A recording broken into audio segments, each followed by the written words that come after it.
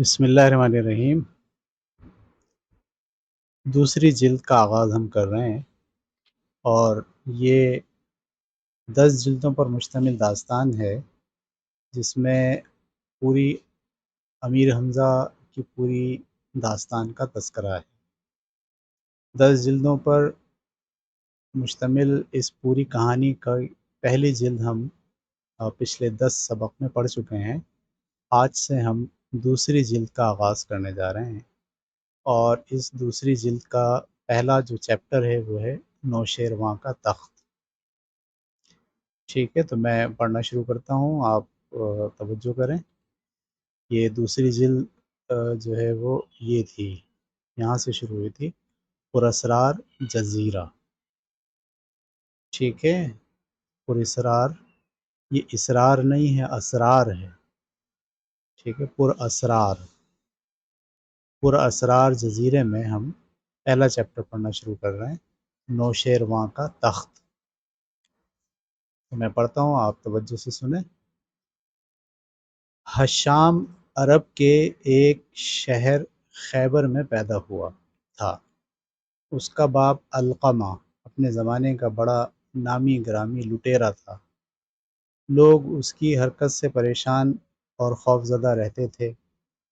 کئی بار یہ شخص پکڑا گیا اور اس کی پیٹھ پر کوڑے برسائے گئے، لیکن اپنی حرکتوں سے باز نہ آیا، اور اس نے اپنے بیٹے ہشام کو بھی ایک خوفناک ڈاکو بنانے کے لیے دن رات تربیت دینی شروع کر دی۔ ہشام اپنے باپ سے بھی زیادہ پتھر دل اور بے رحم نکلا۔ اسے کسی پر ترس نہ آتا۔ جب وہ چھوٹا تھا تو غلیل یا تیر کمان لے کر جنگل میں نکل جاتا اور معصوم پرندوں کو مارتا۔ اس میں اسے بڑا مزہ آتا۔ جوان ہوا تو انسانوں کو مارنے لگا، بے گناہ لوگوں کا مال اسباب لوٹتا اور ان کے ناک کان کاٹ کر بھاگ جاتا۔ علقمہ مر گیا تو اس کی جگہ ہشام نے لے لی۔ اس نے اپنے ہی جیسے بدماشوں اور اچکوں کو جمع کر کے ایک بہت بڑا گروہ بنا لیا اور بے دھڑک تاجروں کے قافلوں کو لوٹنے لگا۔ تھوڑے ہی عرصے میں اس کے ظلم و ستم کی کہانیاں سارے ملک میں پھیل گئیں۔ ایران کے بادشاہ نوشیروان تک شکایت پہنچی کہ ہشام ڈاکو نے لوگوں کی نیندیں حرام کر دی ہیں۔ تو اس نے کئی بار اپنی فوج بھیجی کہ ہشام کو گرفتار کر لائے، مگر وہ ہر بار کوئی نہ کوئی جل دے کر صاف نکل جاتا۔ اس زمانے میں خیبر حکومت ایران کے ماتحت تھا، اور خیبر کے لوگ ایرانی بادشاہ کو خراج یا ٹیکس دیا کرتے تھے۔ اب ہشام کی جرت اتنی بڑھی کہ اپنے گروہ کے ساتھ دن کی روشنی میں شہر کے اندر آ جاتا اور جس سے جو چاہتا کرا لے۔ دکاندار اسے دیکھتے ہی تھر تھر کانپنے لگتے اور کسی کی مجال نہ تھی کہ اس کے سامنے چوں بھی کرے۔ ایک دن جب ہشام شہر میں گھوم رہا تھا، نوشیروان کی فوج کے سپاہی بھی وہاں آ گئے۔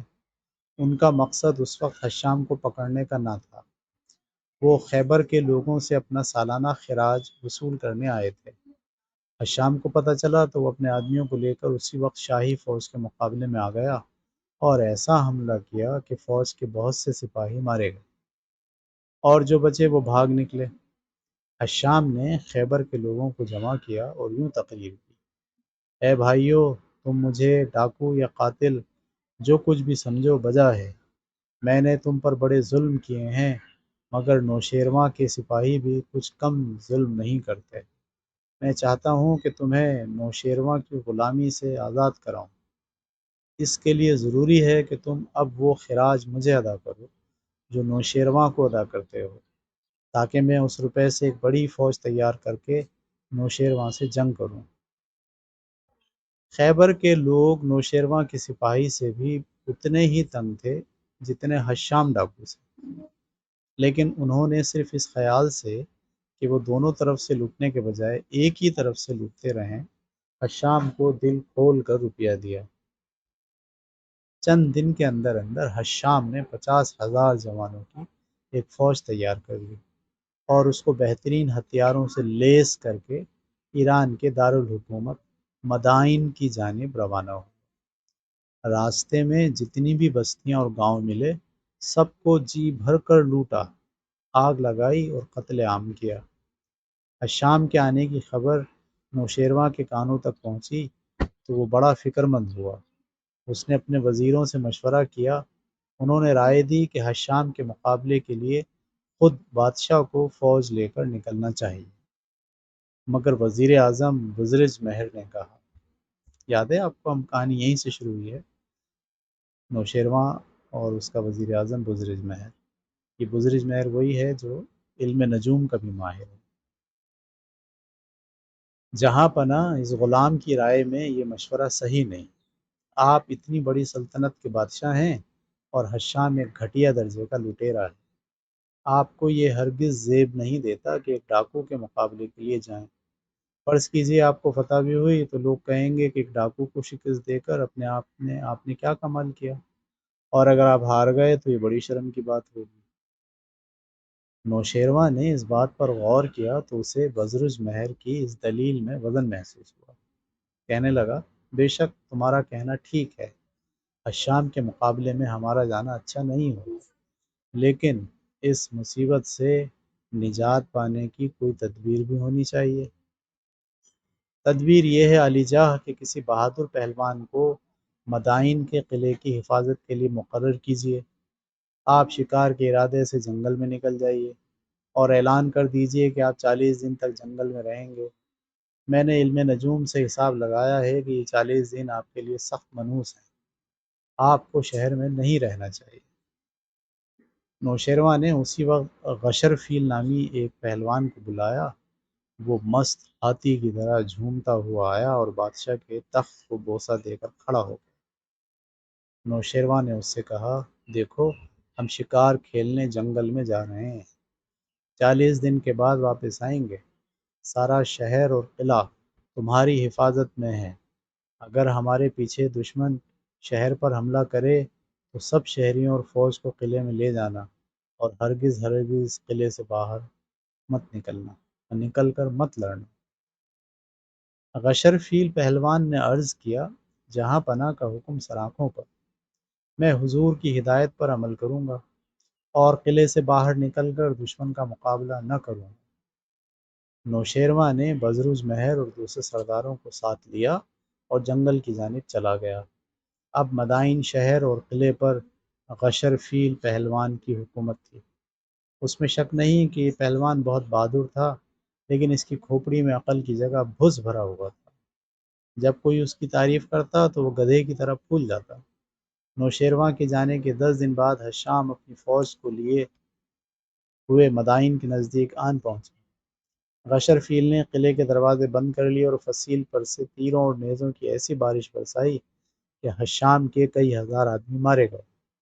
یہ دیکھ کر حشام کی آنکھوں میں خون اتر آیا، بار بار اپنے سپاہیوں کو قلعے کا دروازہ توڑنے اور فصیل پر چڑھنے کے لیے للکارتا، لیکن جو ہی اس کے سپاہی آگے بڑھتے فصیل پر سے تیروں کی بچھاڑ آتی اور بہت سے سپاہی مارے جاتے۔ آخر حشام نے اپنے سپاہیوں کو جنگ بند کرنے کا حکم دیا۔ ساری رات اسے غصے کے مارے نیند نہ آئی، دل میں کہتا تھا کہ اگر کسی طرح میرے سپاہی موت کے منہ میں جاتے رہے تو میں لڑوں گا کیسے؟ کوئی ترکیب ایسی کی جائے کہ غشر فیل پہلوان اپنے سپاہیوں کو لے کر قلعے سے باہر نکلے۔ سوچتے سوچتے خاصی دیر گزر گئی، مگر کوئی ترکیب ذہن میں نہ آئی۔ آخر اپنے غلام سے کہا کہ ایسے شخص کو تلاش کر کے لاؤ جو کبھی مدائن کے قلعے میں رہ چکا ہو اور غشر فیل پہلوان کو بھی جانتا ہو۔ غلام یہ حکم پا کر اپنے لشکر میں گیا اور پوچھ گچھ شروع کی۔ اسے بہت جلد ایک ایسا شخص مل گیا جو کسی زمانے میں غشر فیل پہلوان کا دوست رہ چکا اور اب اس سے ناراض ہو کر حشام کے سپاہیوں میں بھرتی ہو گیا تھا۔ غلام نے اس آدمی کو حشام کی خدمت میں پیش کیا۔ حشام نے سر سے پاؤں تک اس کو دیکھا اور کہا، کیا تم غشر فیل پہلوان کو جانتے ہو؟ ہاں جناب، میں اور وہ برسوں ایک ہی مکان میں رہے ہیں۔ تب تو تمہیں یہ بھی معلوم ہوگا کہ اس پہلوان میں خوبیاں کون سی ہیں اور خامیاں کون سی۔ میں سب کچھ جانتا ہوں جناب علی، پہلے غشرفیل کی خوبیاں بیان کرو۔ حشام نے کہا، جناب وہ بڑا بہادر ہے، بے خوف اور طاقتور آدمی ہے۔ یہی وجہ ہے کہ اس کا نام نوشیروان نے اپنے ایک ہاتھی کے نام پر رکھا ہے۔ لڑنے بھڑنے میں کوئی اس کا مقابلہ نہیں کر سکتا۔ اور خامیاں کیا ہیں؟ جناب والا اس میں خامیاں تو بہت سی ہیں، مگر ایک خامی ایسی ہے جس پر وہ کسی طرح بھی قابو نہیں پا سکتا۔ وہ خامی یہ ہے کہ وہ اپنی تعریف اور خوشامد سے بڑا خوش ہوتا ہے۔ اکثر لوگ جھوٹی سچی تعریف کر کے بہت سی دولت اس سے اینٹھ لیتے ہیں۔ واہ واہ، یہ تو بڑے کام کی بات تم نے بتائی۔ حشام نے خوش ہو کر کہا، ایسے آدمی پر قابو پانا کچھ مشکل نہیں۔ یہ کہہ کر اس کو انعام دے کر رخصت کیا۔